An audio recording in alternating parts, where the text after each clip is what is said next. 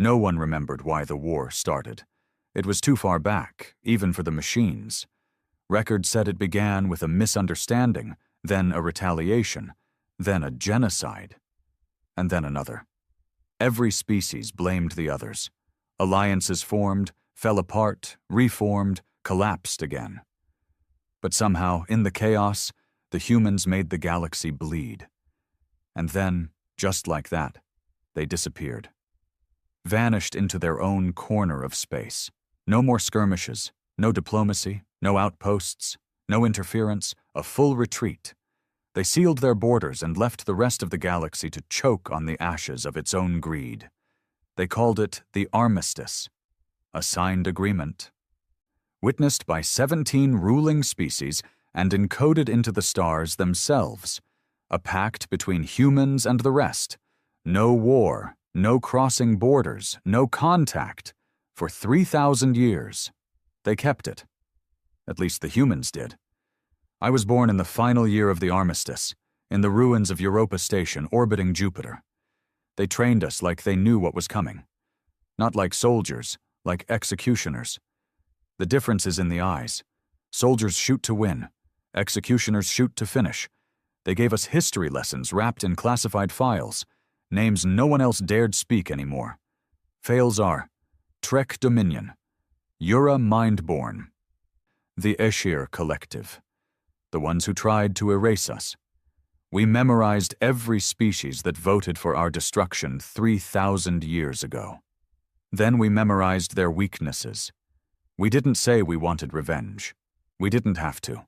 We were humanity's second draft. The patient version. The cold version. So when the 3,000th year came, and the clock ticked down to its last second, everyone waited. Nothing happened. No attack. No message. No sign of movement from Earth or Mars or Titan or the outer defense grid. Just silence. That was the mistake.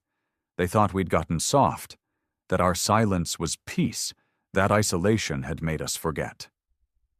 They sent the first warning shot 3 months after the treaty expired. An Eshir battleship drifted just inside our border, cloaked and curious, scanners wide open, broadcasting in their mother tongue. It was the last thing they ever did. We didn't answer. We didn't warn. We erased them. Every Eshir colony screamed for aid on the same day. All signals ended in static. The galaxy watched in horror. And we smiled. I was on Black Soil Station, a forgotten weapons facility buried beneath Mercury's crust. We hadn't been told what to expect, only that when the armistice ended, we wouldn't be soldiers anymore. We'd be weapons. I remember standing next to Commander Durek, the man who raised me, trained me, beat the hesitation out of me. We watched the stars on the holoscreen, dozens of alien fleets mobilizing near the old neutral zones. Durek didn't flinch. "They're gonna push," I said. He nodded once. "Let 'em." 3 hours later, the declaration came. Galactic Assembly Emergency Broadcast. The treaty has been violated. Humanity has resumed hostilities. This is a formal declaration of war. The room went quiet. Then came the moment that still lives in my veins. Durek turned to us, 5 rows of operatives born in silence, raised in death. He smiled. Time to remind them why they feared us. No cheers, no applause, just quiet nods and the sound of loading weapons. Because we weren't here to fight. We were here to end the war they forgot we won last time. We didn't wait for orders. We were the orders. Once war was declared, every outpost command went dark. No more open transmissions, no more diplomacy. That wasn't cowardice. It was doctrine. The old tactics didn't apply anymore. We weren't just fighting another war. We were fulfilling a promise older than our bones. I was deployed to Sector 19, codenamed Deadlight, a barren stretch of deep space that used to be home to the Trek Dominion, one of the first species to vote for Earth's annihilation centuries ago. They'd rebuilt since then. Ships, stations, satellites, colonies. Their arrogance made them loud. Loud was easy to find.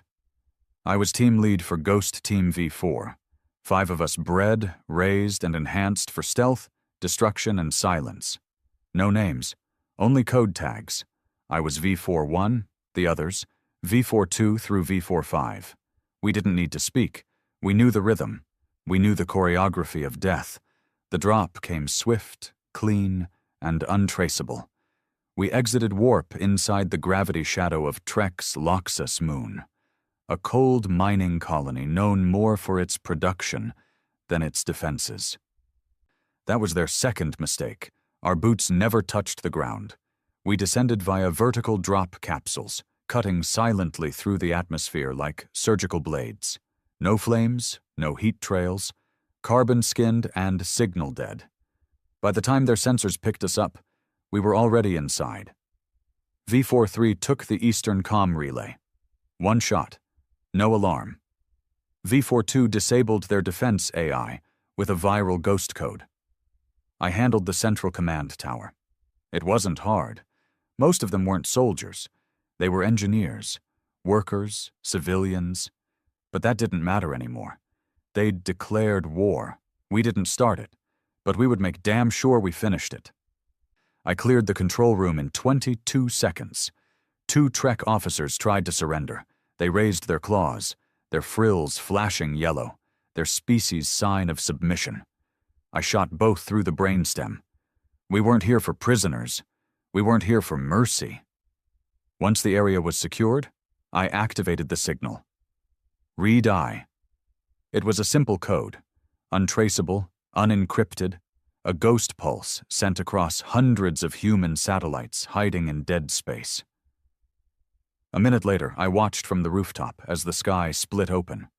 No sound. No warning. 3 orbital railguns fired from low Mercury orbit, synced to our position by nanosecond-level targeting algorithms. The beams weren't visible. They were kinetic rods, solid metal spears dropped at terminal velocity. 1 hit the moon's central mining district. The second struck the habitat dome. The third hit their main reactor. I saw buildings lift off the ground like feathers. Shockwaves rolled like liquid. Fire followed, then silence. By the time the Trek Empire scrambled a response fleet, there was nothing left to save. Loxus Moon was just another crater. And we were already gone. You have to understand something. This wasn't revenge. This was calibration. We weren't just exterminating enemies. We were sending messages, and the message was simple. We remember. Word spread fast. Galnet forums lit up with panic. News anchors from 20 different species tried to explain our tactics, our weapons, our silence. They couldn't, because we weren't using any of the systems they knew.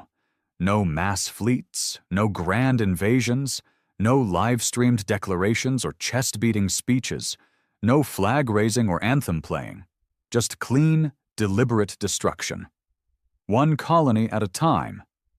The Trek responded the only way they knew, by retaliating. They sent a cruiser to intercept our returning ship. We were in cryo when they caught us. That should have been the end. Their cruiser outgunned our stealth transport 20-1. But they didn't count on Durek's contingency. Every stealth transport carried a worm, not a literal one, a code. The moment an enemy signal made contact with our ship, the worm activated. It injected itself into the Trek cruiser's communication protocols, then burrowed into its internal systems. By the time their boarding party entered our cryo chamber, their cruiser was already rerouted. It took their own ship 11 minutes to destroy itself from the inside out. We woke up in a debris field, orbiting a broken moon, surrounded by the frozen corpses of our would-be captors. I remember staring out the viewport at the drifting remains. I didn't feel pride. I didn't feel rage. I just felt ready. This was just the beginning. They thought we'd be like the other species, that we'd launch a war of conquest, build empires, establish human-run colonies, and demand subservience. That was never the plan. Humans don't want to rule. We want to be left alone. But if you wake us up, if you force us to come back into the light, We don't conquer. We burn. The second wave hit the Escher Collective's starport near Vega. A human drone fleet, unmanned, untraceable, slammed into their orbital yards, disabling 6 cruisers and crippling their main AI core. No human lives lost. Thousands of Escher dead. They accused us of war crimes. We didn't respond. Because if you're still using words, you're not ready for the war we're bringing. They called for diplomacy. Of course they did. The Galactic Assembly tried to stage a ceasefire summit in the neutral zone on Zenth Prime. Over 40 ambassadors from every known race showed up. Even the Escher, despite the bloodbath. Even the Trek, still dragging behind from the moon strike. They lit candles. They wore robes. They played old recordings of the original armistice speech like it meant something anymore. They left a chair for the human representative. We never showed.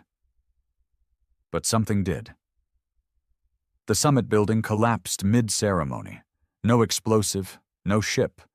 Just a sudden gravitational implosion. Pinpoint-focused, like a black hole sneezing inside the hall.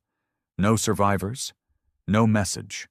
Just the chair, untouched in the wreckage. They stopped asking for talks after that. I remember the briefing before Operation Blackseed. Durek stood before us, older than most, half machine from the war that gave him his reputation. His voice wasn't loud, but it carried weight, gravity. "There will be no peace this time," he said, pacing slowly. "You understand that, don't you?" We nodded. We gave them a second chance. 3,000 years of silence. We built gardens out of our graves. We gave them the illusion of safety. He stopped in front of me. "And now they think we're cruel. They think we're monsters. What do you think we are?" I didn't answer. I didn't need to. He smiled faintly. "Good. Because the truth is, we're not monsters. We're just efficient." He turned away, voice cold. "And when this is over, there won't be enough left of them to even write it down."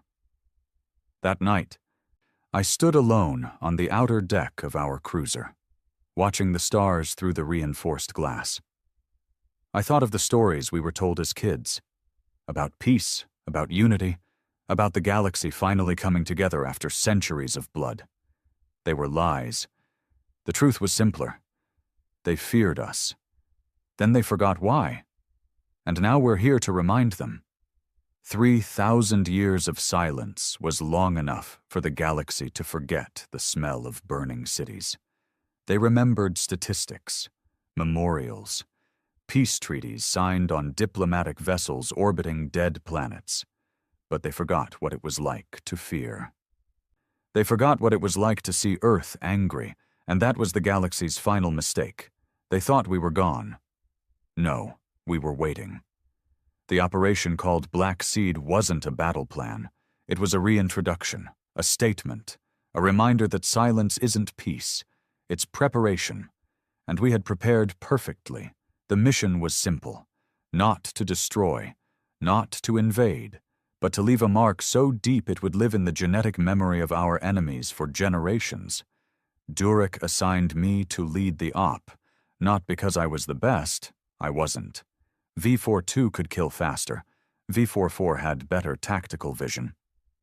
V-45 was a demolitions artist, so good he could collapse a bunker by humming near it. But I had something else.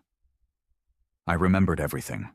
I still had the name of my great-grandfather burned into my skin. A man who died not in combat, but in one of the peace camps run by the Escher Collective, back when they were purging Earth's gene line under the guise of biological equilibrium. Peace was just another name for their genocide. I didn't want medals. I wanted them to remember us properly. Not as diplomats, not as traitors, not as one of the many species struggling to survive in the galactic ecosystem. I wanted them to remember why they signed the armistice in the first place. Blackseed's target was the archive city of Halris, located in deep Escher territory, one of the few places untouched by war. A protected site, neutral by ancient galactic law. That law was dead. They kept records there, entire living libraries of digital thought, histories, genetic memory banks, species archives, and diplomatic lineage trees. It wasn't a military target, not directly, which made it perfect. Because wars aren't just about who dies, they're about what gets remembered. We went in through the underground aquifers. V42 and V44 breached through the water vents beneath the structure, while I and V43 infiltrated via a zero-grav lift shaft from a maintenance ring a kilometer out. No alarms. No resistance. We moved like shadows. Not a single bullet fired. Not a single body left behind. Halris was beautiful in a sterile, artificial way. Long corridors of glass and living metal. Floating archivists, synthetic minds, barely sentient, tasked with preserving the culture of over 300 species. One of them drifted by as I planted the charge beneath the main data stem. It paused, its voice soft and oddly human. "Are you here to contribute to memory or take from it?" I looked up. "I'm here to remind it what fear feels like." Then I detonated the seed. We didn't use fire. Fire was too kind. We used a custom-engineered neurological virus called Ember. Not for people, for data. It infected the records, altered genetic repositories, deleted historical truths, and rewrote galactic memory in silence. One by one, archives blinked out. They didn't just lose their history, they lost themselves. Whole species would wake up the next day with nothing. No proof of birth, no ancestral path, no cultural anchor, no political legitimacy, no historical leverage. Just blank pages where their empires used to be, and in their place, we left ours. We embedded just one memory in every system we erased, the sight of a human man, standing in a burned field, smiling with blood on his hands. They'd remember us, not as victims, as the monsters they made. The fallout was instant. Escher leadership collapsed in on itself within hours. Rival species accused them of fabricating their own destruction. Mass panic swept across their colonies. False histories began to surface. Political leaders found themselves erased from records. Entire governments retroactively invalidated. Civil wars ignited before any weapon was fired. We didn't kill them. We just made them forget who they were. It was beautiful. And it was only the beginning. When I got back to Ridgepoint Station, Durek met me on the docking platform. He looked older. He always did. Maybe it wasn't the years. Maybe it was the weight of remembering what so many others tried to forget. He didn't speak for a long time. Just stared at me as the heat from my dropship hissed into the void. Finally, he said, "You rewrote the future." I didn't know if it was approval or disappointment, so I asked him, "Do you regret it?" He laughed, short and broken. "Regret's a luxury for people who had a choice." He turned and walked. I followed. We didn't have homes anymore. Earth still existed, of course, but not as a planet. It was a fortress now, a sealed world behind orbital defense rings and magnetic lattice walls. No one got in. Not even us. It had become symbolic, the heart of the armistice. The last place our enemies saw before the bombs stopped falling. They were terrified of Earth. But they never bombed it again. Not because they couldn't, because of the last message they ever received from our capital. Just one phrase, broadcast across every open galactic channel. "If you strike us, we will not respond. We will erase your stars from the sky." They believed it. They should have, because they did strike once, long ago. And now the stars were starting to disappear. In my quarters, I kept an old piece of tech, a relic, a playback chip from before the armistice. It contained a single recording, a speech, my great-grandfather's voice, smuggled out of the peace camp moments before the Escher guards burned it to the ground. "We are not here to beg. We are not here to cry. We are here to bury our dead. and when the stars align, to let the galaxy feel what it means to truly be remembered. I listened to it every night before a mission. I wasn't a hero, I wasn't a soldier, I was just a man with too many ghosts and too good a memory. Not all humans agreed with the war.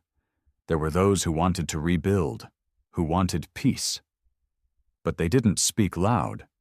Not anymore. Because for every colony we lost, every child who died in orbit, every family line that vanished into the vacuum, there had to be a price. And if the galaxy wouldn't name it, we would. Durik's next assignment came down without a word. Just a coordinates drop and a brief line of instruction.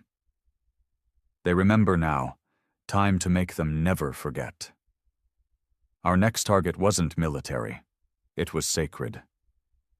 A temple moon called Yatora, orbiting a dead star, untouched by war for 5,000 years. Shared territory, galactic holy ground. Pilgrims of every species traveled there, including humans. Once, it was where they signed the original armistice. Now it was where we'd end its memory for good. We didn't bomb it. We lifted it. Every nanotech drone we'd developed over the last 3 millennia converged on the moon's crust. Like ants eating the bones of a corpse, they dismantled it, atom by atom, until it was no longer a moon, no longer sacred, just dust floating where history used to be. The galaxy screamed. Religious factions declared holy war, political unions shattered, alliances folded overnight. No one trusted anyone anymore. And through it all, we stayed silent, watching, smiling. There's a difference between exile and self-isolation. The galaxy told itself that Earth went into hiding after the armistice, licking its wounds like a wounded animal. They convinced themselves we were afraid of them, that we were shamed by what we'd done in the Great Collapse, that we'd left because we couldn't take the guilt. Let them believe that. Let them dream. Because the truth about Earth wasn't exile. It was containment, but not for our protection. For theirs. It started centuries ago, while the armistice was still fresh, while the rest of the galaxy tried to pretend they hadn't nearly wiped out an entire species and called it peace. While they celebrated their diplomatic victory, humanity did what it always does when backed into a corner. We adapted. We built walls, not the kind you see, the kind you feel. By the end of the first century of silence, Earth was no longer a planet. It was a code. A living weapon behind a firewall of satellites, energy veils, AI-controlled defense grids, and orbital fortresses. Nothing came in. Nothing got out. We called it the lock, and only one man held the keys. Durik. When I was summoned, it wasn't by request. It was a summons, non-negotiable, a direct priority override tagged in red. Return to origin. Every human operative in the galaxy knew what it meant. It meant Earth was calling you home. Whether for punishment, promotion, or purpose, you didn't say no, you returned. My ship, the Vulture's Blade, dropped out of jump space near Jupiter. We didn't head straight to Earth. That would be suicide. You had to wait, float in the approved orbit until the lock decided you were real. 1 million tests began the moment we entered the zone. Biological verification, neurological scans, memory sweeps. They made sure you were who you said you were. Because after 3,000 years, it wasn't just aliens who wanted to get into Earth. There were humans who'd forgotten what it meant to earn it.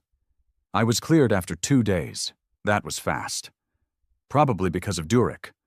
Or maybe because the lock wanted me back. The transport that took me through the final approach was empty, black, silent. No windows. Just a seat. One single seat.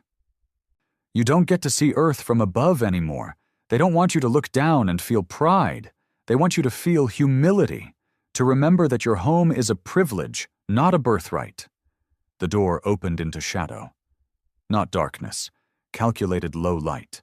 Everything inside the fortress was designed to preserve power, reduce noise, and keep attention low. The walls breathed, literally. Carbon-adaptive walls that absorbed vibration, sound, heat, memory. Every step was a whisper. Durek met me at the threshold. No words, just a nod. He led me through a hallway that didn't exist. Not on any map, not in any schematic. And then, we reached it. The core. The room that controlled the lock. The room where Earth watched the stars. It was huge, circular, every inch covered in transparent screen, showing live feeds from across the galaxy, battles, protests, Escher funeral processions, Trek news feeds, artificial suns being swallowed by our drones, and in the center, a platform. On it, a single chair, ancient, wooden, carved by hand. No one sat in it. No one had to. Durek stood beside it, his voice low. They've begun the Unity Protocol. I frowned. That's not possible. It is when they realize we're not going to stop. The Unity Protocol was their last resort, a galaxy-wide merger of military power, former enemies becoming allies, Trek and Escher, Yura and Drenak, all working together to forge a weapon strong enough to match the human threat. It was a panic response. I smirked. So they're scared. Durek didn't smile. No, they're desperate, and desperation makes creatures dangerous, even smart ones. He stepped forward and looked me dead in the eyes. They think we're fractured. They think you're the key to proving that. That's when I understood. Blackseed wasn't the mission. I was. They didn't just want to cripple the enemy's memory. They wanted to test mine. See if I'd flinch, see if the blood on my hands would rot my conscience. It hadn't. But that meant something else. I was now the symbol of what they feared most. A human without remorse, a weapon without hesitation. I didn't know whether to feel honored or cursed. Durek walked me deeper into the core. The next chamber was filled with preserved things, artifacts, relics, trophies, a twisted archive of the Armistice Age, and in the center, floating in containment, the last living Trek ambassador from the original peace accord. Alive, kept in stasis. A relic of lies. Durek gestured to him. We kept him for leverage, thought maybe we'd use him if the war came again. I stared through the glass. The ambassador's face was old, frilled, dried out like a husk. His eyes blinked slowly. He saw me. He knew. But now, Durek said, we don't need leverage. We just need a message. I didn't hesitate. I walked forward and placed my palm on the kill pad. A hiss, a flicker. The containment pod depressurized in under 4 seconds. His body crumpled inward, skin folding like paper in a vacuum. No scream, no struggle, just silence. Durek nodded. They'll know. We left his neural tags intact. The death signal's already spreading. I turned away. What's the next move? The next move was Earth itself. The galaxy assumed Earth was untouchable. They were right, but they thought we were hiding behind it like cowards. They didn't understand. Earth wasn't our sanctuary. It was our fuse, and now it was time to light it. The plan was called Ashwake. No one said it aloud. It lived only in coded fragments, and it was only activated if 3 criteria were met. 1. Galactic forces unify into a single front. 2. They bring war to Earth's doorstep. 3. Humanity no longer cares about being forgiven. All 3 had happened. The Unity fleet had mobilized. Over 1,000 warships, flagged from 17 species, moving toward Earth. Slowly, cautiously, still thinking maybe we'd blink. We wouldn't. Durek sent me to the outer wall, a structure that circled the Earth like a ring of knives. Each shard of it held technology the galaxy had never seen. Some of it wasn't even human. Because in our silence, we'd evolved. We didn't just survive, we outgrew the galaxy. The galaxy saw us as the past. But Earth Earth had become something else, something future. I walked the wall alone. Each step felt like stepping across time. Statues lined the corridor, soldiers, scientists, children, names carved beneath them, millions of names, all the ones we lost, all the ones we buried. I stopped at one, my brother's. He died on Europa, defending a civilian shuttle from a pirate raid 200 years ago. He wasn't a soldier, just a mechanic. But when the pirates broke in, he locked the engine room and overcharged the core. Killed them all, including himself. That's who humanity is. We don't win by being better. We win by being willing. When I returned to the core, Durek was already connected to the planetary relay. The screen showed the Unity fleet now 3 hours from the edge of Earth's defense zone. He looked at me. "Final chance," he said. "You tell me no, I shut it down, we fall back. We go quiet again." I shook my head. "No more hiding." He stared for a long moment, then activated the link. "Unity Fleet, this is Earth Command. You have violated sovereign space and engaged in hostile mobilization. This is your only warning. Turn back now or be treated as enemy combatants. You have 10 seconds to comply." The fleet's response came quick. "Earth Command, this is Admiral Kalish of the Galactic Unity. Your threat is received and recorded. We do not fear extinction. Surrender now or face annihilation." I smiled coldly. "You don't fear extinction, but you should fear memory." Durek gave the signal. 10 seconds later, the stars began to vanish. One by one, the Unity Fleet's warships disappeared, not with explosions, not with screams.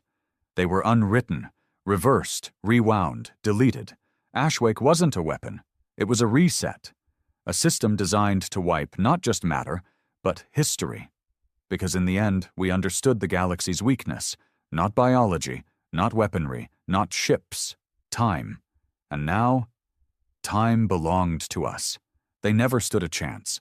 Not because we had more ships. We didn't. Not because we had more numbers. We were outnumbered 100 to 1. Not even because we had better technology. Though, after 3,000 years in the dark, we damn well did. No. They lost because they came to fight a war. And we didn't bring one. We brought erasure.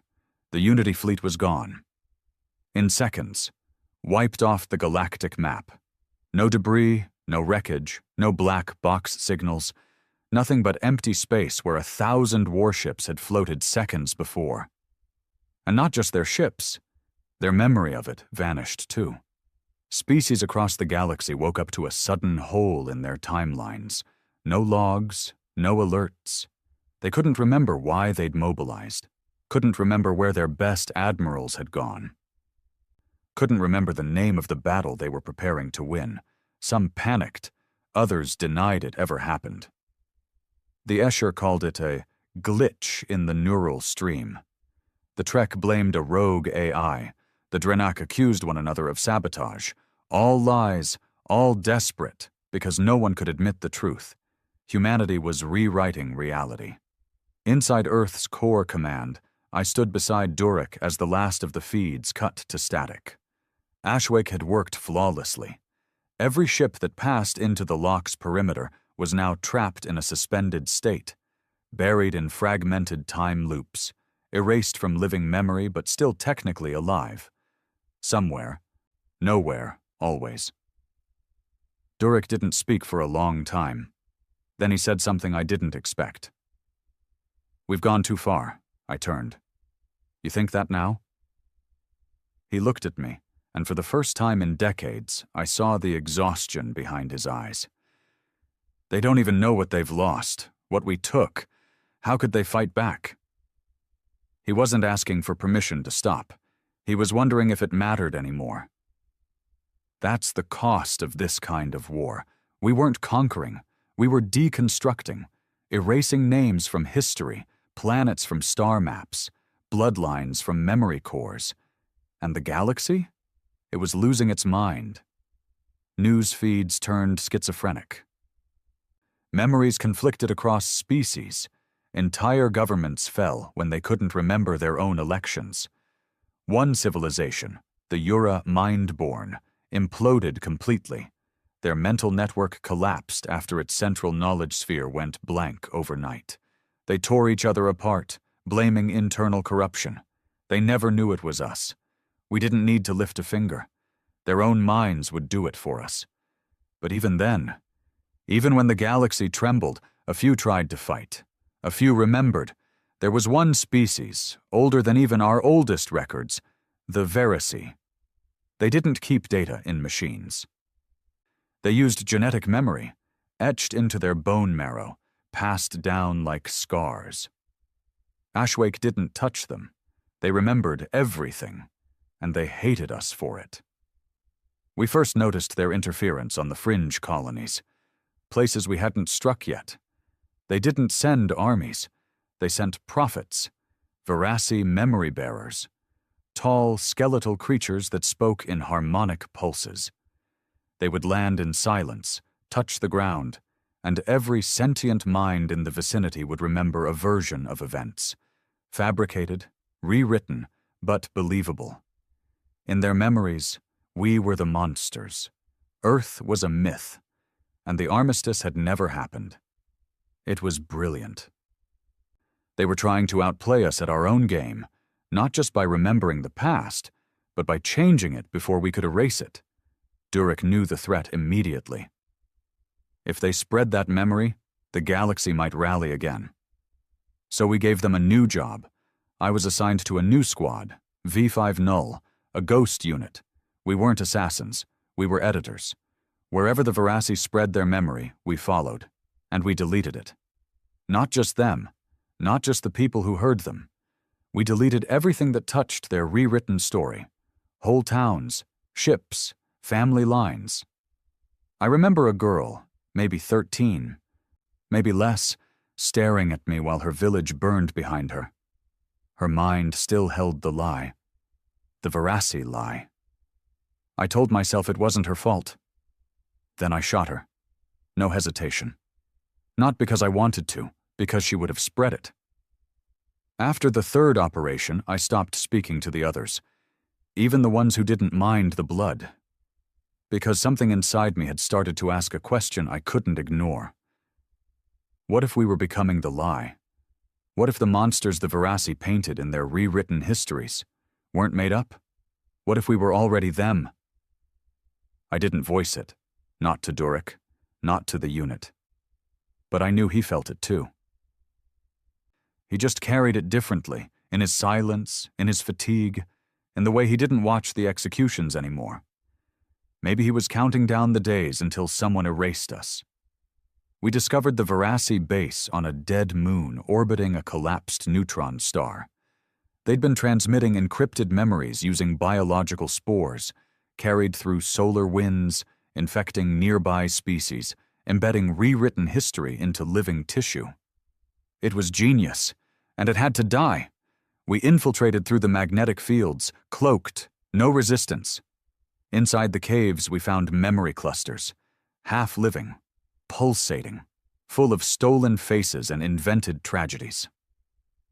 They showed Earth as a burning tyrant, our soldiers as demons, mothers torn from their children, planets shattered for sport, laughing human commanders watching the galaxy bleed. The worst part? It wasn't entirely false, just reassembled.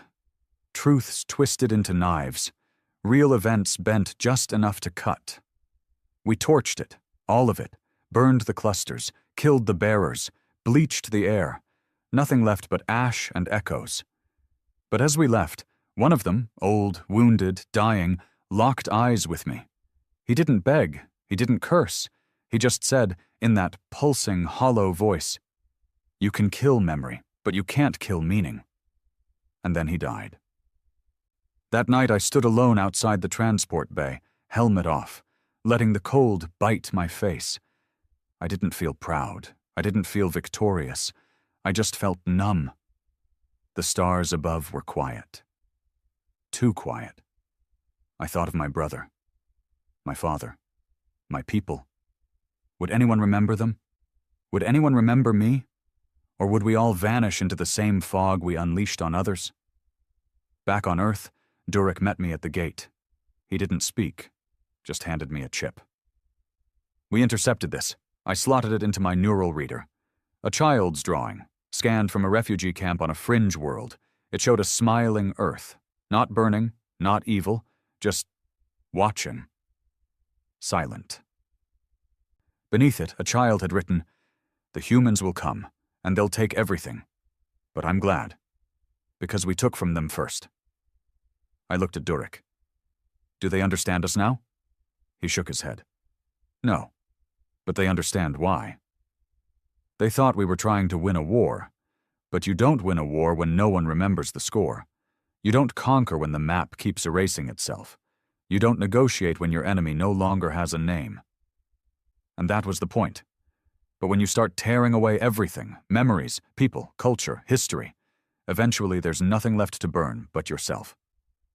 Earth had gone quiet. Not silent like before, when the stars whispered about our absence. This was different. This was a heavy quiet, a kind that listened, like something deep beneath the crust had started breathing and didn't want to be interrupted. I felt it the moment I stepped into the cradle, the underground heart of Earth, where the old codes were written and buried. Durek brought me there without explanation. Just said, "You need to see it." So I followed him down. Through corridors that hadn't been walked in centuries.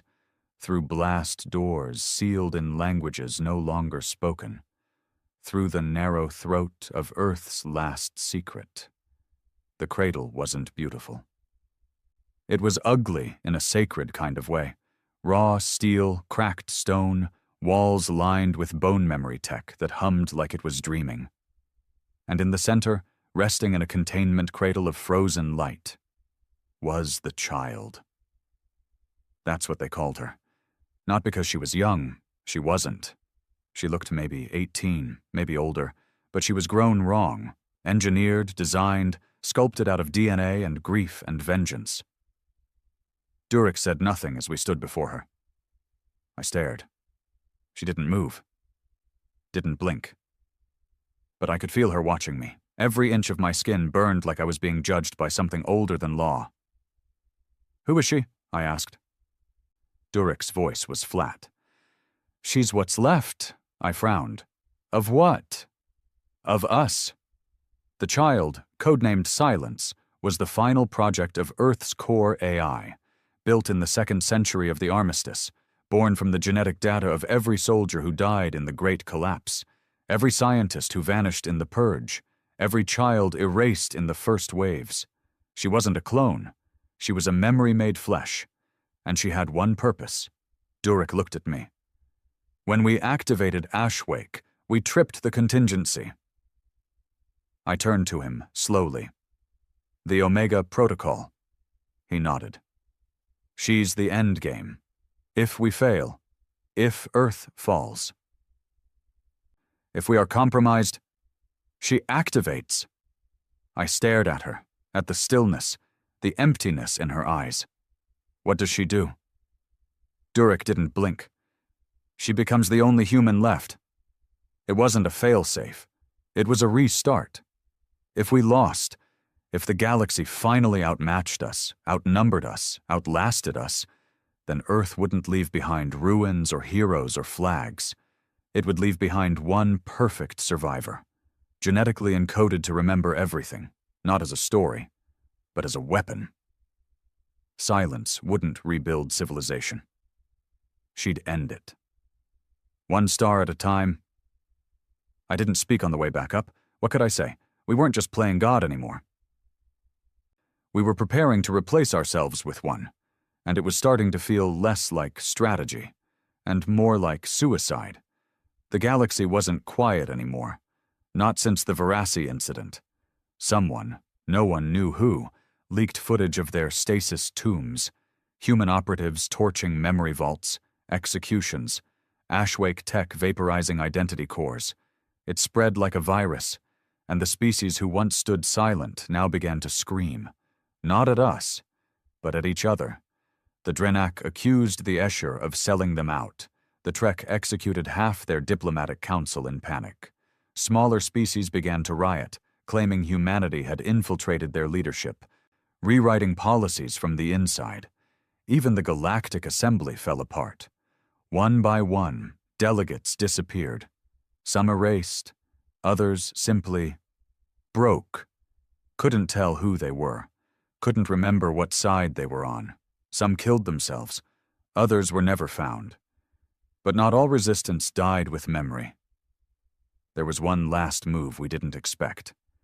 They built a weapon.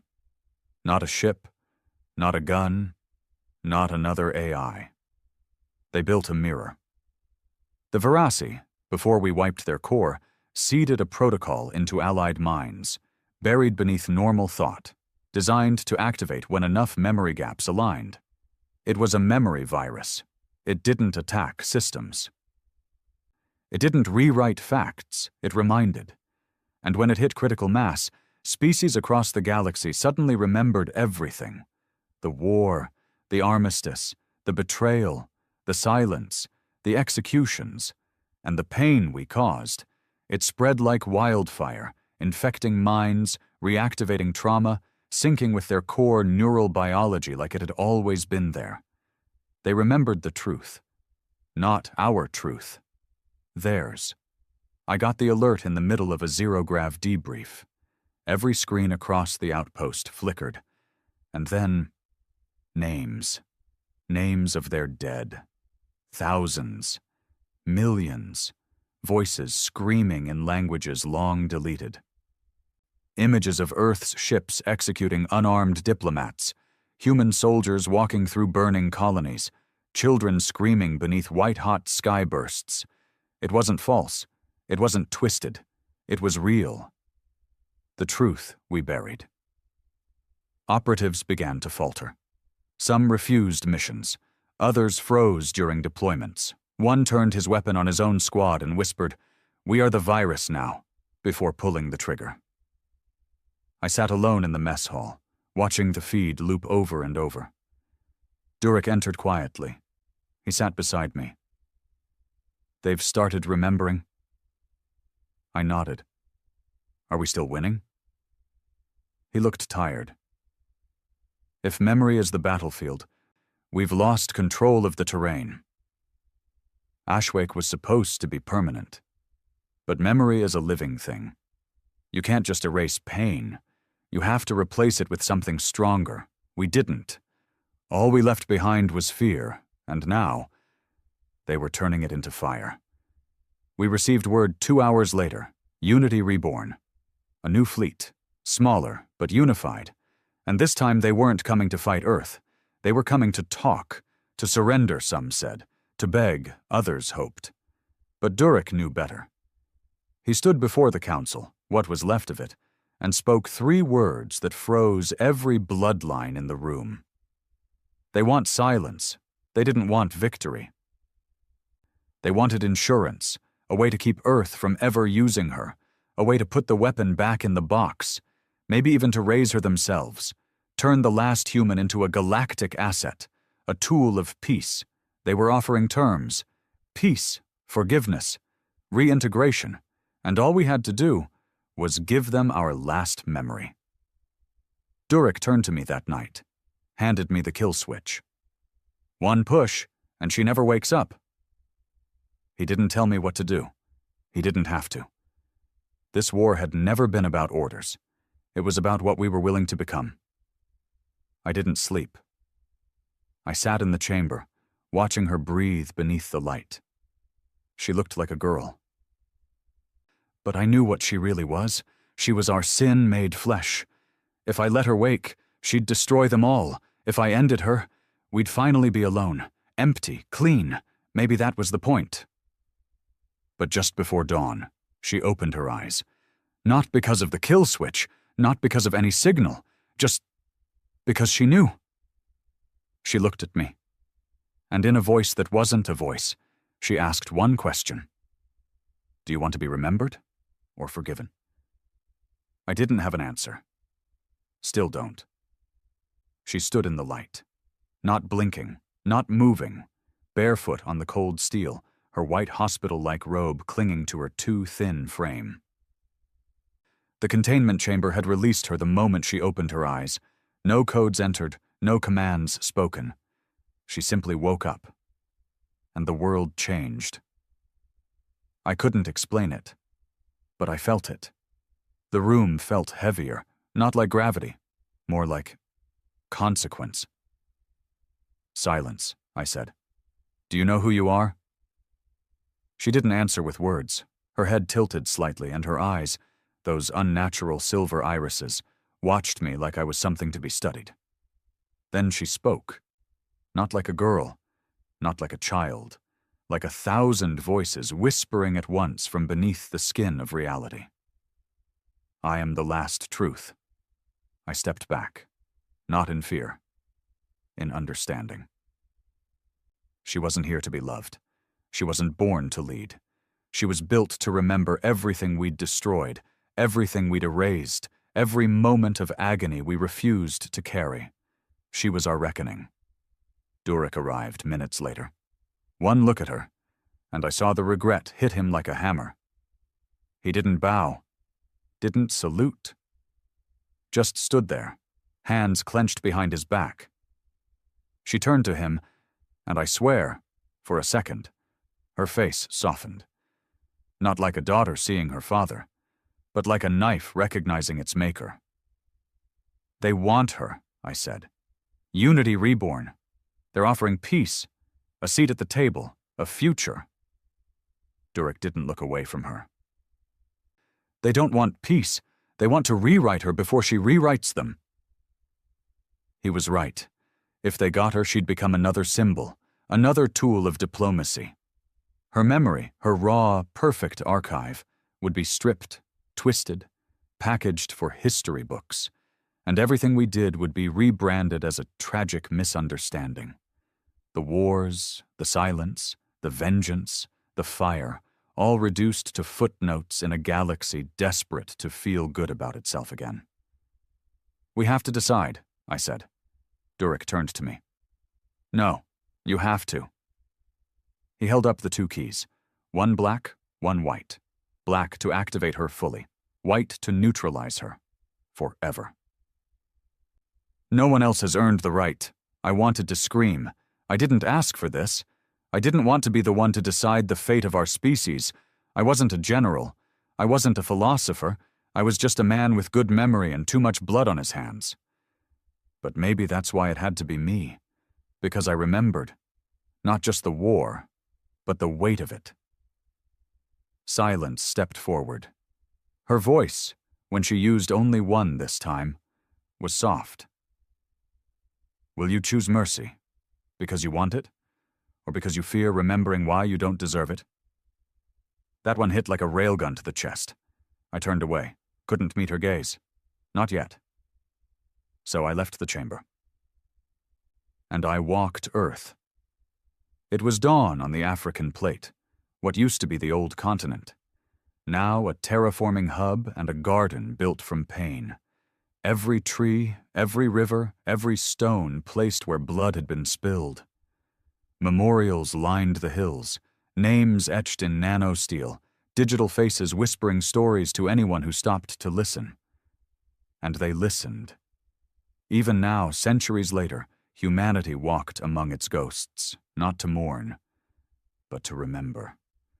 I found an old man feeding birds in a reconstructed ruin, a cathedral-like skeleton half sunk in the red soil. He didn't flinch when I approached. Just looked at me with eyes that had seen too much war to fear it anymore. "You came to ask if we deserve to survive," he said before I even spoke. I paused. He smiled bitterly. "They always come to me before they decide." "Decide what?"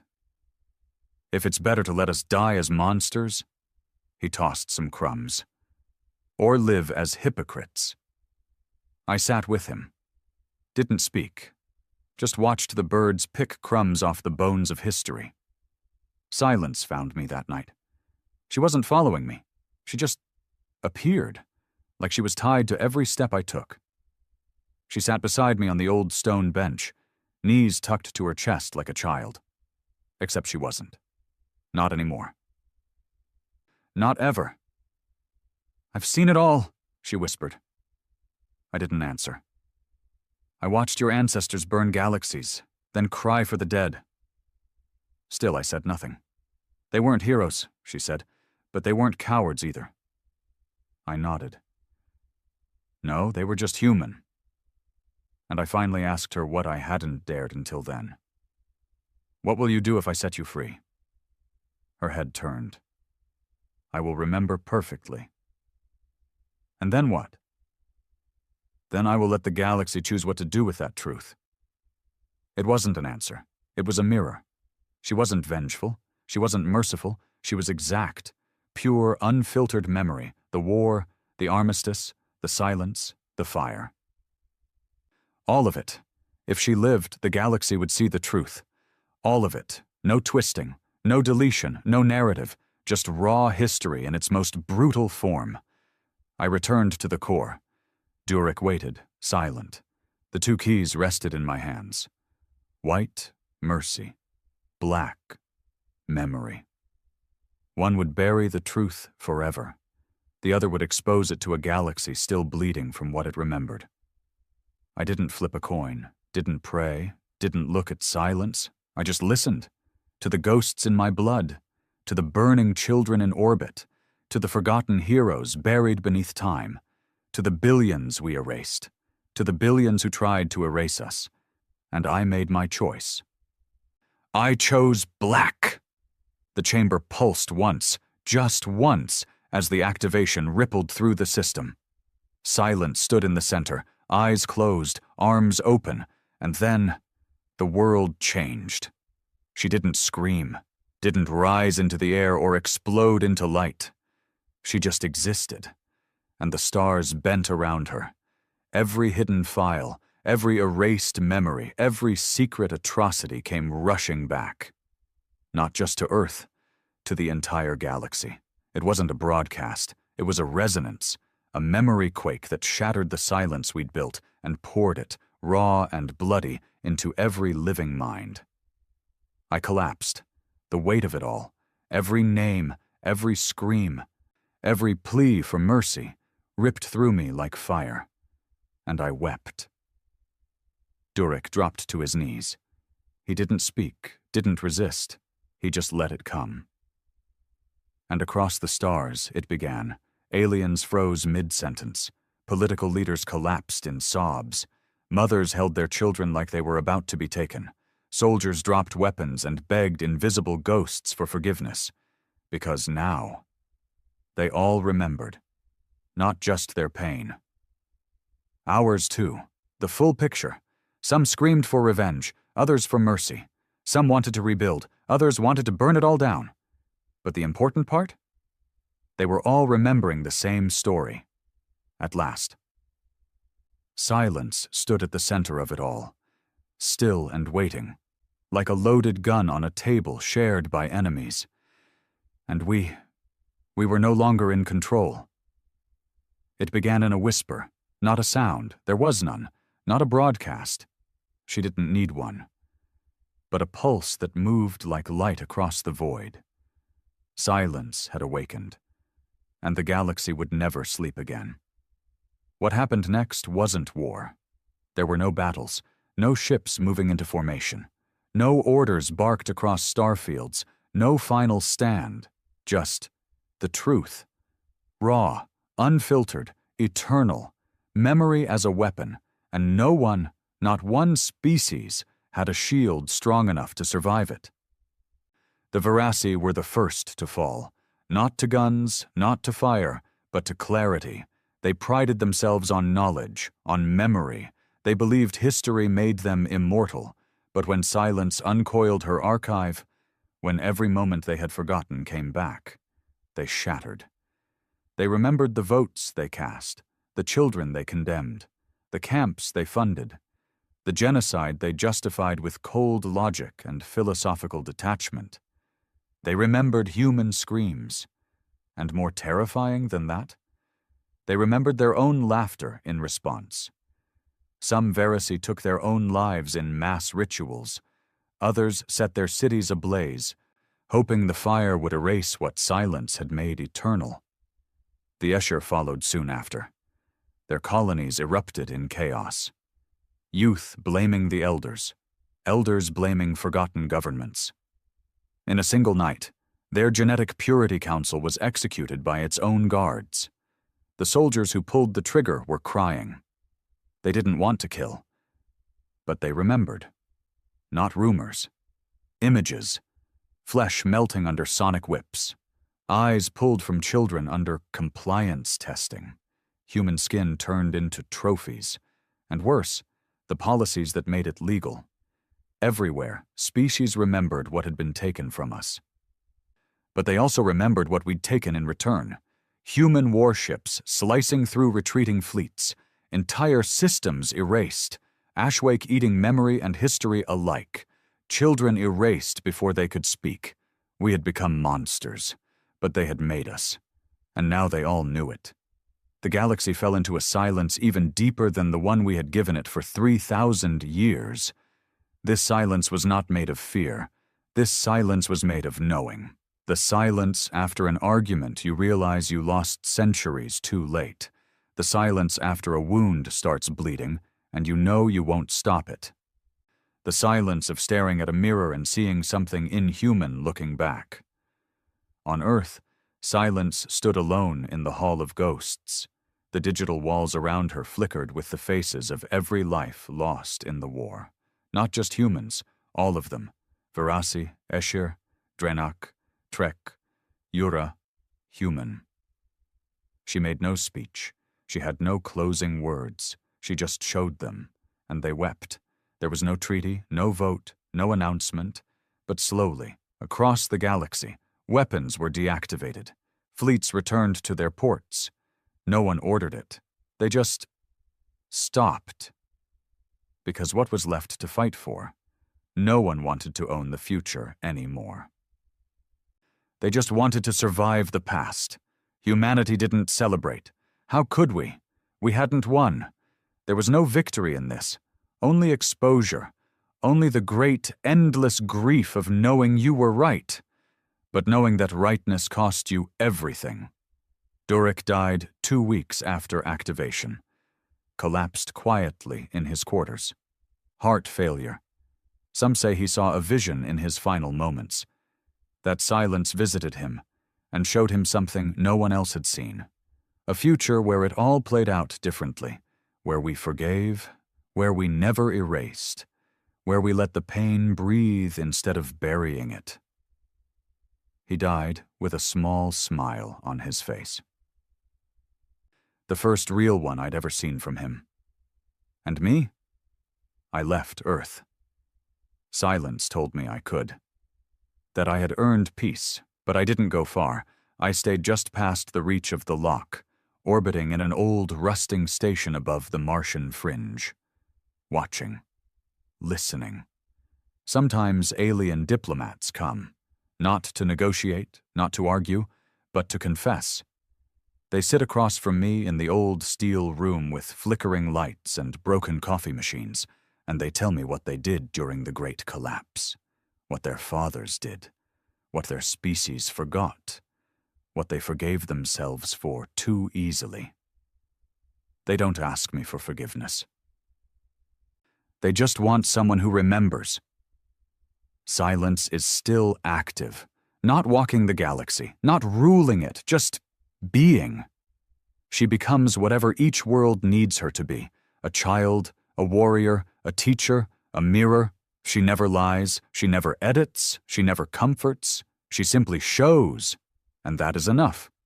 The galaxy, for the first time in its history, lives in peace, not out of love, not out of mutual respect, but out of a shared burden. A memory so vast and violent, no one dares to repeat it. There's a phrase that's begun circulating across the outer colonies. No one knows who said it first. But I hear it all the time now. In marketplaces. In quiet conversations, in the hush before diplomats speak. The humans smiled, and the stars were never the same again. I sometimes think about using the white key. It's still on my belt. Durek never took it back, a second chance, a clean slate. But every time I reach for it, I remember the girl on Europa Station, bones charred under a fallen ceiling, the little boy in orbit over Saturn, eyes wide as the airlock opened. My brother, holding a wrench like a weapon, knowing he wouldn't survive the detonation. They didn't get to forget. Why should I? The future isn't bright, but it's honest. And maybe that's better. Maybe that's what we needed all along. Not forgiveness, just the courage to remember together. So that's how it ends. Not with the scream of engines, not with the flash of weapons, but with one girl, standing in silence, while the galaxy finally listens. The stars burned cold and indifferent above the fleet of the Ascendants, their shimmering hulls cutting through the void like blades of divine light. They called themselves gods, and for millennia, no one had dared to disagree. Their empire spanned galaxies, their will enforced by ships that could crack planets open like eggshells, their voices echoing through subspace as if the universe itself knelt to listen. They were beautiful, flawless, eternal, or so they thought. That was before the Erebus arrived. It started with a ripple, a faint distortion in the fabric of space that their sensors barely registered. The Ascendant Fleet, 5 majestic dreadnoughts, each a monument to their supremacy, hovered above the ruined husk of Kylara, a backwater world they'd reduced to ash for daring to defy their tithe. The airwaves still crackled with the last screams of its people, a sound the Ascendants savored like music. High Lord Zeresh stood on the bridge of the light of divinity, his silver eyes glowing faintly as he surveyed the smoldering wreckage below. His voice, smooth as silk and sharp as a blade, broke the silence. "Let this be a lesson," he said, his words broadcast to every ship in the fleet. "Defiance is a privilege mortals cannot afford."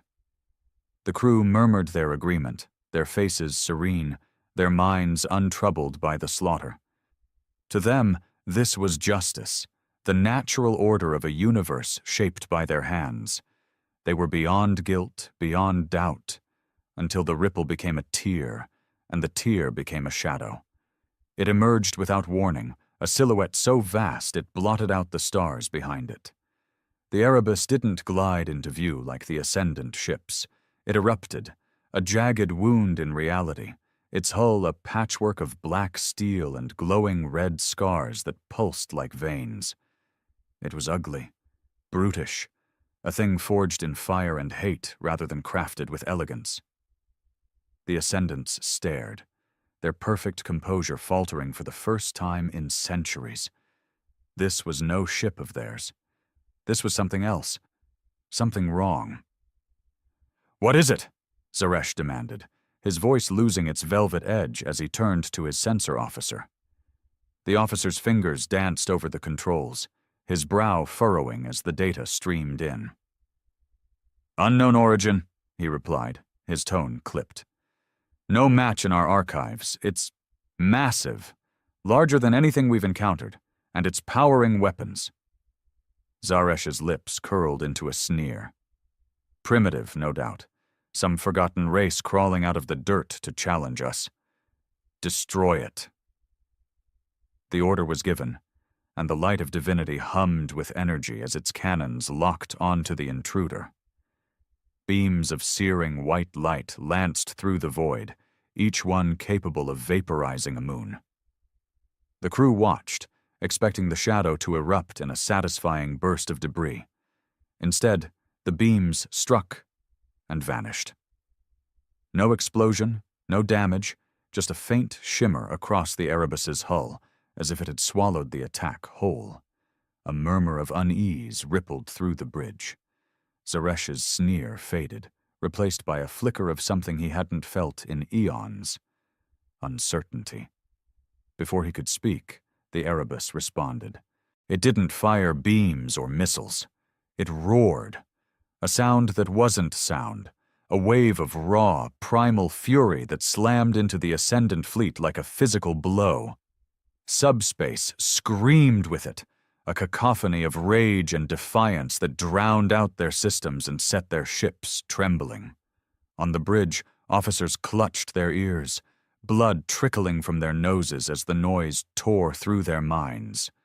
Zaresh staggered, his silver eyes wide, his perfect mask shattered. And then the voice came. "You call yourselves gods," it boomed, low and guttural, resonating through every deck of every ship. It wasn't a transmission, it was a violation, a presence that clawed its way into their skulls. "Look upon us and no despair." The Erebus surged forward, its engines igniting with a red glare that bathed Kailara's ruins in a hellish light. Up close, its hull revealed more than scars. It was etched with names, thousands of them carved in jagged, uneven lines. Names of worlds, of people, of civilizations long erased by the Ascendant's wrath. This wasn't just a ship, it was a monument to their sins, a reckoning given form. Zaresh forced himself upright, his hands trembling as he gripped the command console. "Fire everything," he shouted, his voice cracking. "Erase it from existence." The fleet obeyed, unleashing a storm of light and plasma that lit the void like a second sun. The Erebus took it all, every shot, every blast, its hull glowing hotter but never breaking. And then it fired back. A single lance of crimson energy erupted from its bow, slicing through the radiant spear, the smallest of the dreadnoughts, like a knife through paper. The ship didn't explode. It unraveled, its pristine hull peeling apart in slow, grotesque tendrils before collapsing into a cloud of dust. The Ascendants watched in silence, their godlike certainty crumbling as the debris drifted past their view screens. On the light of divinity, Zaresh's breath came in shallow gasps. What are they?" he whispered, more to himself than anyone else. The answer came not from his crew, but from the Erebus. Its voice returned, colder now, laced with a bitter satisfaction. "We are the ones you forgot, the ones you burned, the ones you called weak." A pause, heavy with menace. "We are human." The word hung in the air, unfamiliar to most of the Ascendants. A myth, a footnote, a species erased so long ago it barely lingered in their oldest records. Yet here they were, not just alive, but angry, their worship a blade forged from the ashes of their past. Zaresh's mind raced, searching for a response, a plan, anything to reclaim control. But the Erebus didn't wait. It charged, its engines flaring as it bore down on the fleet. The Ascendants, for all their power, felt something they'd never known. Fear. They had called themselves gods, but gods don't bleed. And as the Erebus closed in, they began to realize they might. The Erebus didn't slow as it tore through the void, a juggernaut of wrath aimed straight at the Ascendant fleet. On the light of divinity, chaos erupted. Officers shouted over one another, their voices shrill with panic as the human warship closed the distance. Zaresh gripped the edge of his console, his silver eyes locked on the view screen, watching the red glow of the Erebus's engines grow brighter. The air tasted of metal and fear, a sensation so alien to him that it burned. "Shields to maximum," he barked, forcing his voice steady. "Redirect power from the secondary systems, everything to the cannons." The crew scrambled to obey, their movements jerky, their flawless coordination unraveling. The Erebus loomed larger now, its scarred hull filling the screen, those carved names glaring like accusations. Zaresh's mind churned. Humans, they'd said. A dead race, a trivial footnote. How could they wield something like this? How could they dare? The fleet fired again, a desperate barrage of light and energy that streaked across the void. The Erebus didn't flinch. Its hull shimmered, absorbing the onslaught, the red veins pulsing faster as if feeding on their attacks. Then it struck back, not with a single beam this time, but with a A wall of crimson energy surged from its bow, slamming into the celestial wrath with a force that shook the stars. The dreadnought buckled, its elegant spires snapping like dry twigs before it imploded, a silent scream of light and debris. Zaresh's breath caught. 2 ships gone in minutes. His fleet, his invincible armada, was bleeding. "Evasive maneuvers!" he roared. But the Erebus was already moving, faster than anything that size should be. It pivoted with brutal precision, targeting the Eternal Grace. Missiles launched from its flanks, not sleek or refined, but crude, jagged things that screamed through space and detonated in bursts of molten shrapnel. The Grace's shields flared, then failed, and the ship tore apart in a cascade of fire. The voice came again, clawing into their minds. "You built your thrones on our graves." It was slower now, savoring each word. "Now watch them fall." Zaresh's hands shook. He'd never known defeat, never imagined it. But this was no battle. This was slaughter. "Who commands you?" he shouted into the void, his voice cracking. "Show yourself." The Erebus paused, its engines dimming, and for a moment, silence gripped the fleet.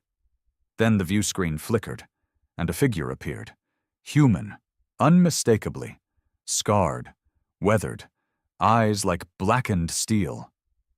"I am Admiral Kane," he said, his voice a low growl, "and this is humanity's answer." The screen went dark, and the Erebus charged again, its shadow swallowing the stars. The Erebus didn't hesitate after Kane's words. It surged toward the light of divinity, its jagged hull a nightmare bearing down on Zaresh's flagship. The Ascendant fleet was down to 2 ships now, their pristine elegance marred by fear and faltering resolve. On the bridge, the air buzzed with static and desperation. Zaresh's officers worked frantically, rerouting power, recalibrating weapons, anything to hold the line. But their hands trembled, and their silver eyes darted to their High Lord, seeking the certainty he could no longer give. "Target its core," Zaresh snapped, his voice hoarse. "There must be a weakness. Find it." The light of divinity unleashed a torrent of plasma, streams of white-hot fury that slammed into the Erebus. For a fleeting moment, hope flickered as the human ship's hull flared under the assault. But the glow faded, and the Erebus kept coming, unscathed, relentless. A low rumble shook the deck, and the voice returned, searing through their minds. "Weakness? You taught us to have none." Kane's tone dripped with venom, a promise of retribution centuries in the making. The Erebus fired again, not energy this time, but something worse. Grappling harpoons launched from its sides, massive barbed claws that punched through the Sovereign Dawn's hull with a sickening crunch.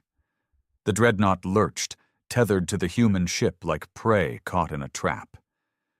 Zaresh watched, horrified, as the Erebus reeled its catch closer. Cables tightened, and the Dawn's pristine surface buckled, splitting open as if gutted. Sparks and bodies spilled into the void, ascendants, immortal no longer. The crew on the light of divinity froze, their godlike poise shattered by the sight of their kin dying like mortals. "Cut the feed!" Zaresh shouted, but it was too late. The Erebus's next move came without warning.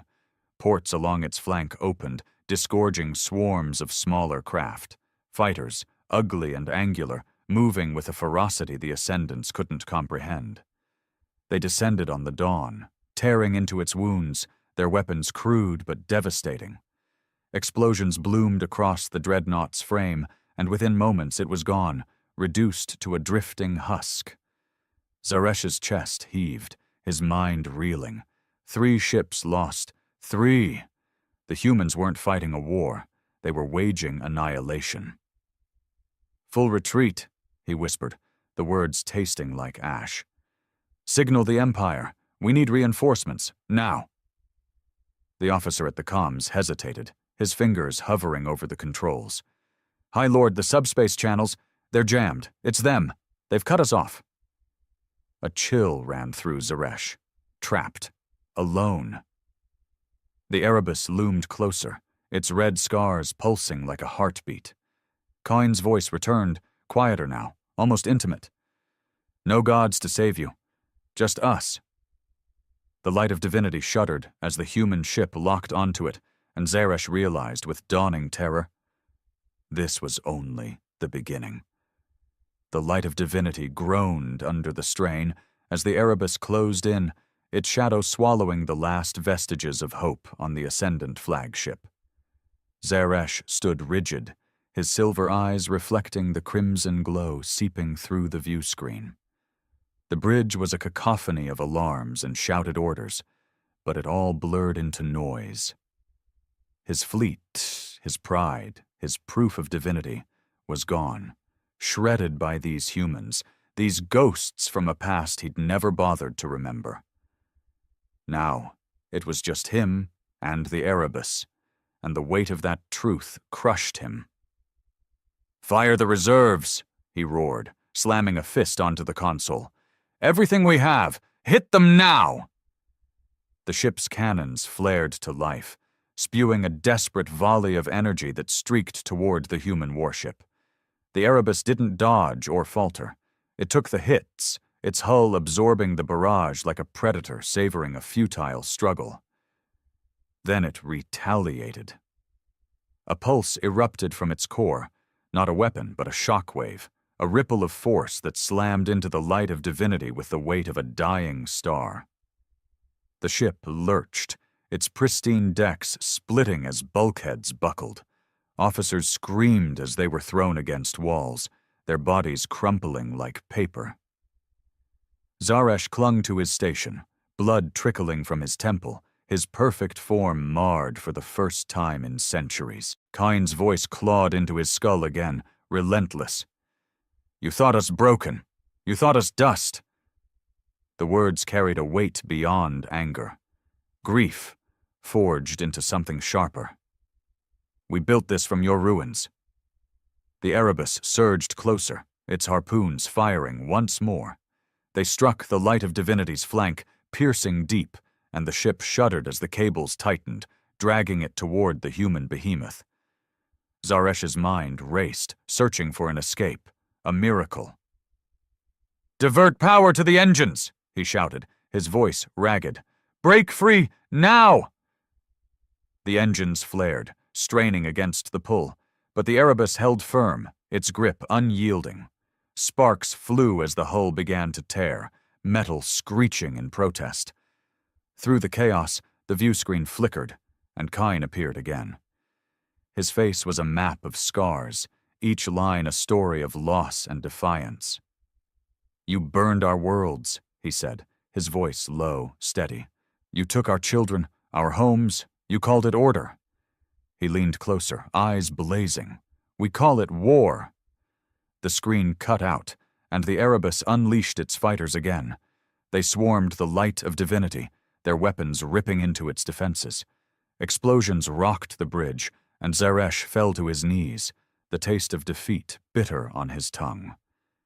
He'd called himself a god, but gods don't kneel.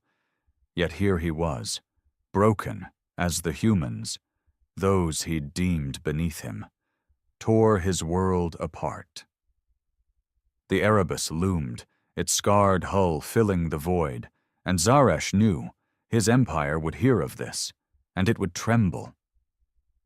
The light of divinity trembled like a wounded animal, its once pristine hull now a jagged ruin of twisted metal and flickering lights.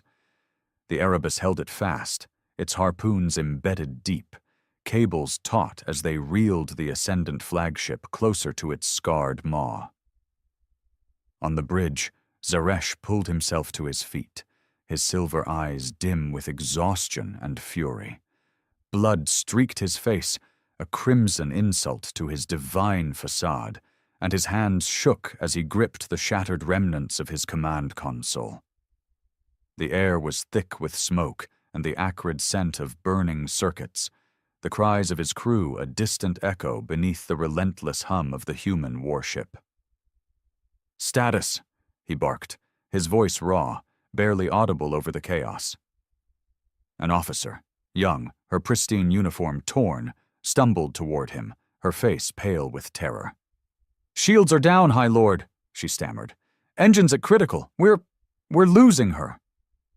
Her words faltered as another explosion rocked the ship, sending a shower of sparks cascading from the ceiling. Zaresh's gaze snapped to the view screen, where the Erebus loomed, its red-veined hull pulsing like a living thing, a beast savoring its prey. He'd never known powerlessness. For millennia, he'd bent galaxies to his will, crushed rebellions with a whisper, watched worlds kneel at his feet.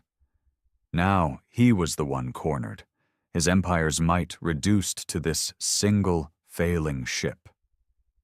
And the humans, those vermin he'd dismissed as extinct, were the ones holding the blade. The irony gnawed at him, a bitter poison seeping into his bones.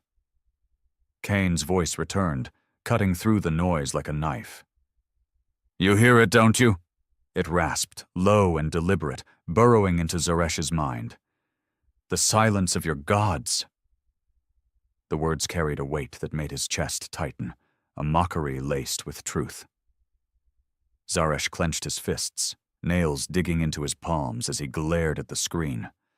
The human's scarred face flickered into view again, unyielding, his eyes burning with a fire Zaresh couldn't comprehend. "You're nothing," Zaresh spat, his voice trembling with defiance. "A shadow of a dead race, clinging to vengeance. You think this changes anything?" He forced a laugh, sharp and hollow, but it died in his throat as the Erebus responded. Not with words, but with action. A new weapon emerged from its hull, a massive cannon unfolding like a predator's jaw, its barrel glowing with a sickly green light. The air on the bridge grew heavy, the crew's breaths catching as the weapon charged. "High Lord, it's targeting us!" the officer cried, her voice breaking. "Energy readings are off the scale. We can't—" Her warning was cut short as the cannon fired. A beam of emerald energy lanced through the void, striking the light of Divinity's bow. The ship screamed, a sound of rending metal and fracturing hope, as the beam carved through its hull, slicing off a third of its length in a single, brutal stroke. The severed section drifted away, a lifeless husk spilling debris and bodies into the darkness. Zaresh staggered, the deck tilting beneath him. He caught himself against a railing, his vision swimming as the reality sank in. His ship, his sanctuary, was dying. The Erebus pressed its advantage, its fighters swarming the wound, their weapons tearing deeper into the flagship's guts. Explosions blossomed across the view screen, each one a dagger to Zaresh's pride. Kane's voice returned, softer now, almost pitying. "You took everything from us. Our homes, our future, our names." A pause, heavy with memory. "We took them back." The Erebus surged closer, its shadow engulfing the light of Divinity, and Zaresh felt it, a chill that wasn't just fear, but something deeper, something primal. Regret. He'd burned their worlds, yes. He'd erased them from history, convinced they were beneath notice. But they hadn't forgotten. They'd built this monstrosity, this Erebus from the ashes he'd left behind. And now it was here, a mirror reflecting every sin he'd buried. The cannon charged again, its green glow casting an eerie light across the bridge, and Zaresh knew. This was no longer a battle. This was judgment. The Erebus fired, and the light of Divinity shattered, its divine light snuffed out by the wrath of those it had forsaken. The light of Divinity was no longer a ship. It was a carcass, its hull split open, bleeding fire and debris into the void. The bridge, once a gleaming testament to ascendant supremacy, was now a graveyard of shattered consoles and broken bodies. Zaresh clung to life amid the wreckage, his silver eyes clouded with dust and despair. The green beam from the Erebus had torn through the ship's heart, leaving it adrift, its engines silent, its crew reduced to whispers and moans. He crawled through the chaos, his pristine robes shredded, his hands slick with blood. His own, for once. The viewscreen flickered, its cracked surface struggling to hold an image. Through the static, the Erebus loomed, its scarred hull a silent accusation, its red veins pulsing with a rhythm that mocked his faltering pulse.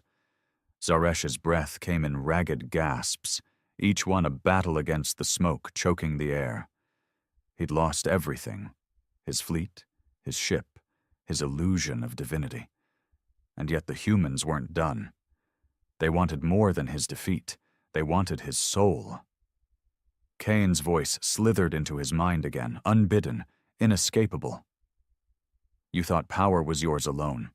It was calm now, a predator's patience, each word a nail in Zaresh's coffin. We learned it from you, then made it ours. The Erebus shifted, its massive form aligning with the light of divinity's ruins, and a new sound pierced the silence, a low, grinding roar as docking clamps extended from its underside. They latched onto the flagship's remains with a jolt that threw Zaresh to the floor, metal screeching as the human ship began to pull them in. He clawed his way to his feet, panic surging through him. "No," he rasped, his voice a shadow of its former command. "Not like this."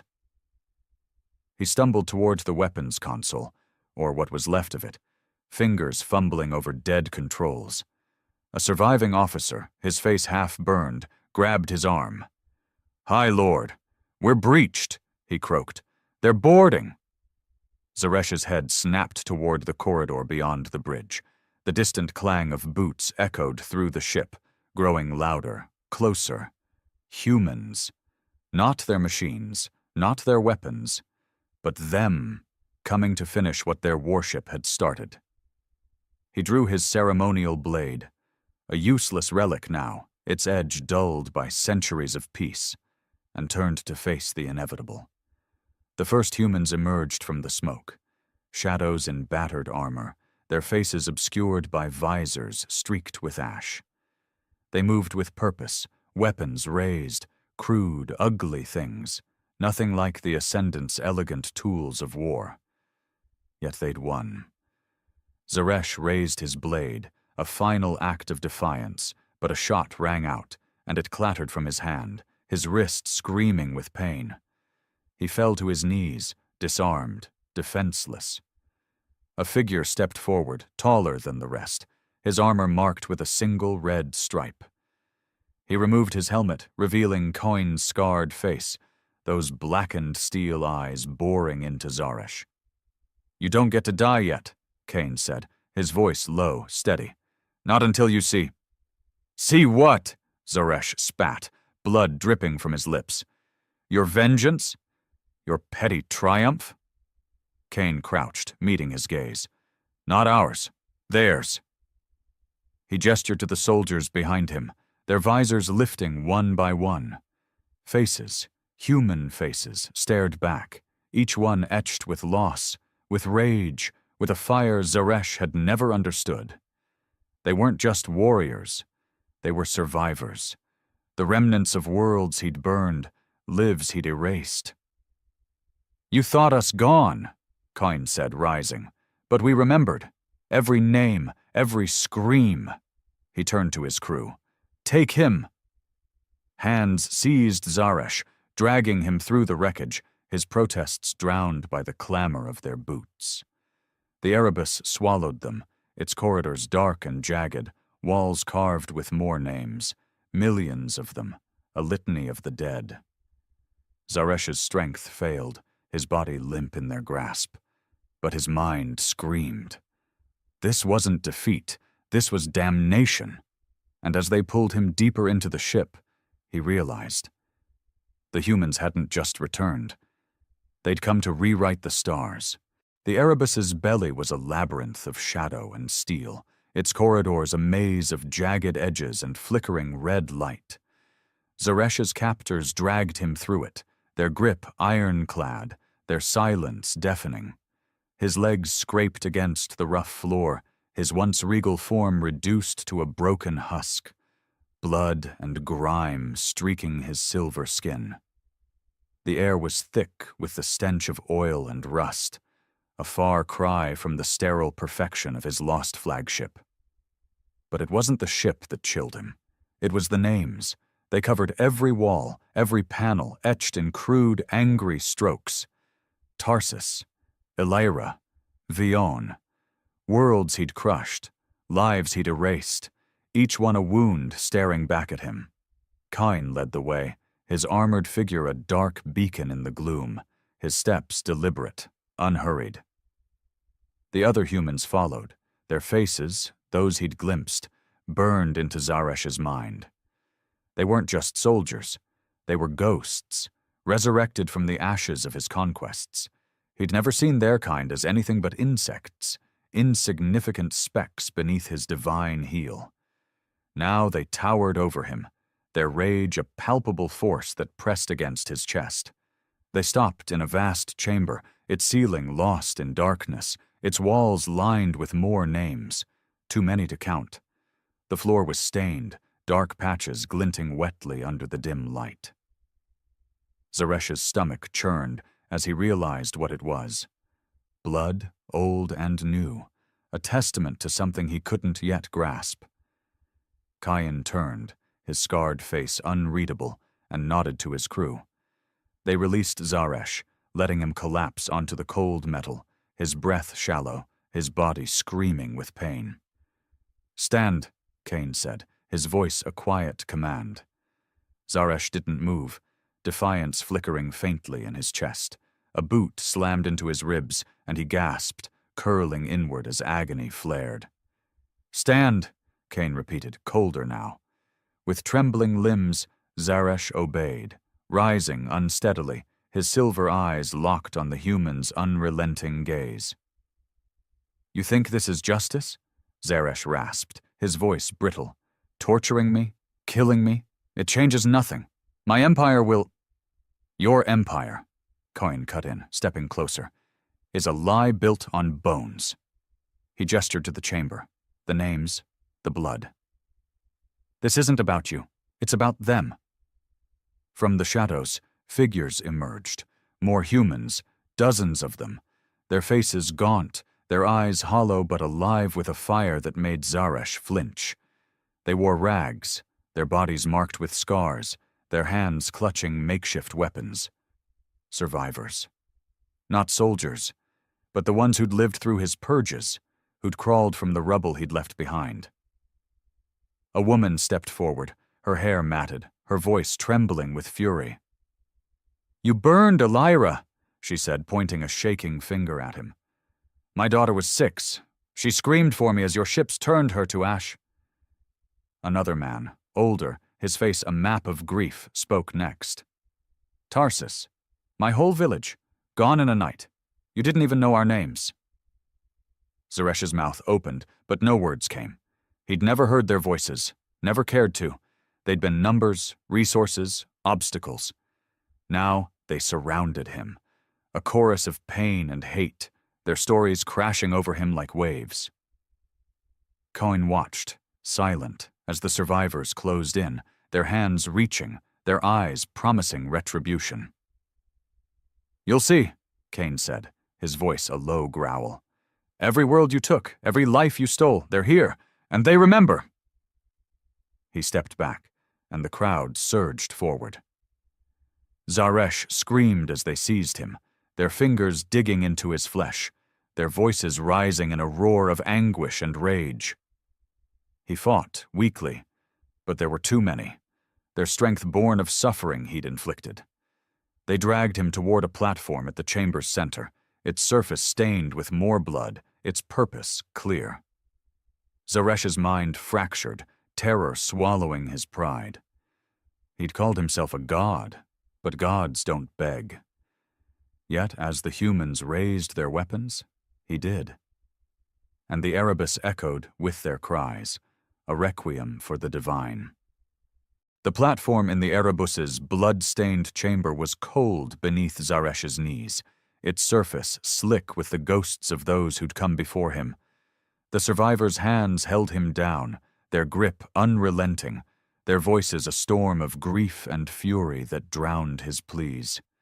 His silver eyes darted wildly, searching for an escape that didn't exist, his once divine composure shattered into 1,000 jagged pieces. Above him, the names on the walls loomed, a silent jury bearing witness to his end. He'd ruled galaxies, crushed worlds with a thought. But here, in the belly of this human warship, he was nothing. Kyne stood at the edge of the platform, his scarred face a mask of cold resolve, his blackened steel eyes fixed on Zaresh. The survivors pressed closer, their makeshift weapons, shards of metal, broken tools, gleaming in the dim light. The woman from Elira stepped forward again, her trembling hands clutching a jagged blade. "For my daughter," she whispered, her voice breaking as she raised it high. Zaresh's scream was cut short as the blade fell, biting into his shoulder, blood spraying across the platform. Pain seared through him, raw and mortal, and he thrashed against their hold, but they were too many, too strong. The old man from Tarsus was next, his weathered hands steady as he drove a rusted spike into Zaresh's side. "For my village," he growled, twisting it deeper. Zaresh's vision blurred, his breath coming in wet, choking gasps. One by one, they took their turn. Each strike a name, a memory, a debt repaid. His body became a canvas of their vengeance, his blood mingling with the stains beneath him, his godhood bleeding out with every blow. Kyne watched in silence, his presence a steady anchor amid the chaos. When the last survivor stepped back, panting, their weapons dripping, Zaresh was a ruin, alive, barely, his chest heaving, his silver eyes dull with agony. The chamber fell quiet, the air heavy with the weight of what they'd done. Kyne stepped onto the platform, his boots ringing against the metal, and crouched beside the fallen High Lord. "You thought us weak," he said, his voice low, almost gentle. "You thought us gone. But we endured. We built this—" He gestured to the Erebus, its scarred hull a testament to their survival. "From the ashes you left us." He leaned closer, his breath warm against Zaresh's ear. "Your empire will fall. Not today, not tomorrow, but it will. And when it does, they'll know who broke it." Zaresh's lips moved, a faint whisper escaping. "Kill me. Please." His voice was a broken thing, a plea from a man who'd never known mercy until he needed it. Kyne shook his head. "Number you live. You carry this back to your kind." He stood, turning to his crew. "Patch him up. Send him home." The survivors murmured, some protesting, but Kyne's gaze silenced them. "Death's too easy. Let him tell them what he's seen." They obeyed, dragging Zaresh's mangled form away, his blood trailing behind him. Hours later, a battered escape pod launched from the Erebus, limping toward Ascendant space, carrying a message in flesh and ruin. The warship turned, its engines flaring red as it vanished into the void, leaving Kailara's ashes behind. On the Erebus's bridge, Kyne stood alone, staring at the stars. The names on the walls whispered to him, millions of voices, quiet now, but not at peace. They'd won this battle, broken a god, but the war was far from over. He touched a scar on his cheek, a memory of a world lost, and clenched his fist. The Ascendants would come again, stronger, angrier, but so would humanity. The Erebus sailed on, a shadow among the stars, its hull scarred but unbowed. They'd called themselves gods once, the Ascendants. Now they'd witnessed something greater, the wrath of those they'd forgotten, and the universe, vast and indifferent, trembled at the sound of humanity's return.